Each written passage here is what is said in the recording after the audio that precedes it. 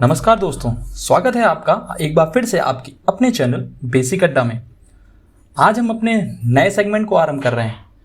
भारतीय इतिहास से जुड़े एक एक जानकारी आप तक पहुंचाने के लिए इस सेगमेंट को शुरू किया है हमने। आज हम भारतीय इतिहास में घटित सबसे बड़े विद्रोह क्रांति के बारे में सीखेंगे।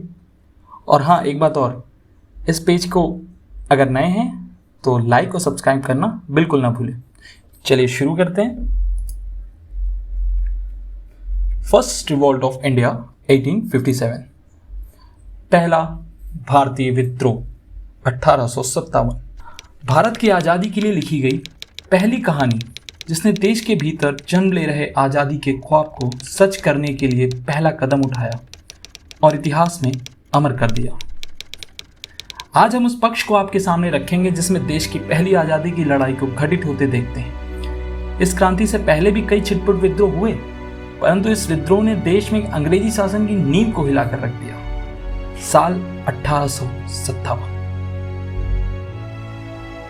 कब, क्यों, कहां, विद्रोह के पीछे के कारण क्या थे?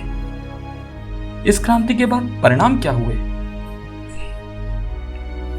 भारत 1857 में कुछ इस तरह दिखता था और उसके पूर्वी भाग यानी वो क्षेत्र जो इस विद्रोह का साक्षी बना। बैरकपुर, कानपुर, मथुरा, झांसी, मुरादाबाद, दिल्ली, ग्वालियर, जगदीशपुर, बिहार, लखनऊ, ये सब वो स्थान थे जहां पर इस क्रांति ने अपने पैर पसारे। 1857 के विद्रोह की आरंभ की ज्ञात तिथि जो हमें प्राप्त है वो मानी जाती है 29 मार्च 1857 की। समय प्रातः 8 बजे। बैरकपुर छावनी 34वीं बटालियन, बंगाल में। हुआ कुछ इस तरह कि एक सिपाही पानी पिलाने के दूसरे सिपाही साथी से कहता है अपने, और दूसरा सिपाही उसे पानी देने से मना कर देता है और कहता है, मैं ब्राह्मण होकर तुम्हें पानी पिलाऊंगा। इस पर पहला सिपाही जवाब देता है, यह तब क्यों नहीं मना कर देते जब मेरे द्वारा बनाए सुअर और गाय की चर्बी से बने कारतूस को अपने मुंह से लगाकर खोलते हो। यह बात सुनते ही वह सिपाही हक्का बक्का रहेगा और इस बात की सत्यता जानने के लिए वो अपने साथी सिपाहियों के पास जाकर दूसरों से पूछता है और उसे जब इस बात की पुष्टि हो जाती है तो वह आग बबूला हो जाता है और इस बात को सहन नहीं कर पाता। उसे लगता है यह तो उसके धर्म के भ्रष्ट होने का बात है। और शाम को 4 बजे, 4 बजते बजते वह अपने कुछ साथियों के साथ बैरक में होता है।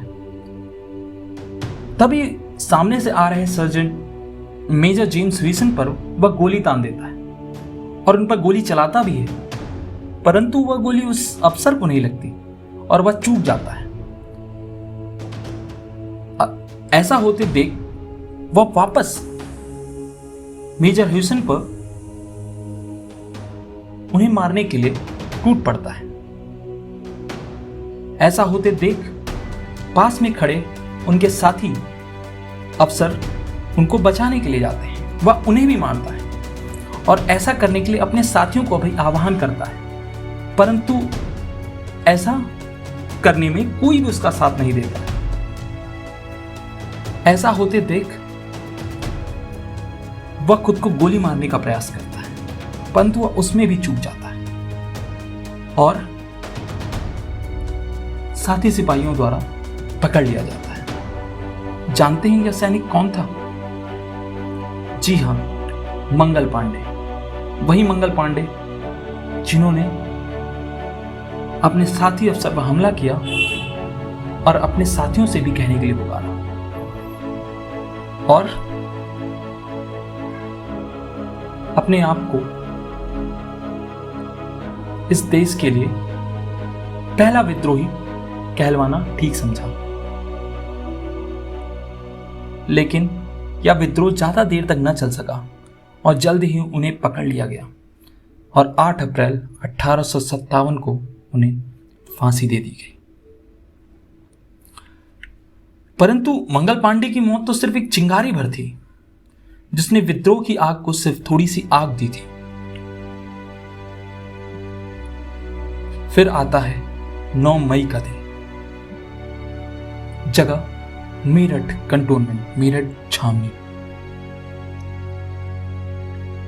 कई सोल्जर्स इस गाय और सूअर की चर्बी से बने कारतूस को प्रयोग करने से मना कर देते हैं। ऐसा करने पर वहां खड़े अफसर उन्हें अनिश्चित काल के लिए जेल जाने की सजा देते हैं। अगले दिन 10 मई 1857 को जब सभी साथी इस बात पर रोष दिखाने लगते हैं और शाम होते होते यह रोष विद्रोह का रूप ले लेता है और फिर एक अटैक होता है, हमला।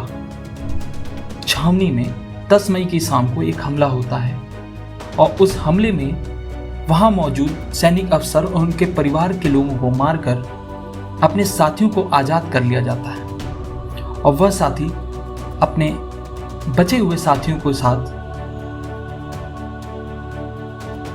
दिल्ली की ओर रवाना हो जाते हैं, जहां पर बहादुर शाह जफर द्वितीय को अपना सेनापति नियुक्त करते हैं और ब्रिटिश साम्राज्य के खिलाफ अपना मोर्चा खोल देते हैं।